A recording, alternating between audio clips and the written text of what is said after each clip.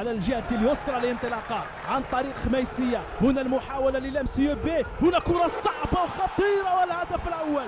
جول جول جول جول جول جول جول جول إلى الشباك يصلون، الهدف الأول يوقعون وفي السكور يتقدمون، يجدون الحلول ويأتون بالهدف الأول.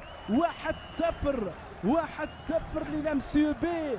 الانطلاقة جهة اليسار مع أمين خميسية، يحط كرة يحط أسيست. هنا المتابعة يسارية مباشرة، والتي تسجيل الهدف الثاني ملعوبة مباشرة من ياسر بلعريبي. ثاني الأهداف عن طريق ياسر بلعريبي. مولودية البيض تصل مجددا إلى شباك الحارس سعيد زكريا، إلى شباك وفاق سطيف في الدقيقة 26، في وقت كنت أتحدث وأقول أن مولودية البيض في مخالفة يبحثون من خلالها إلى الوصول مرة ثانية. ياسر بلعريبي بيمنى يحط كرة في شباك زكريا السعيدي، مضاعفا النتيجة، مسجلا الثاني في الدقيقة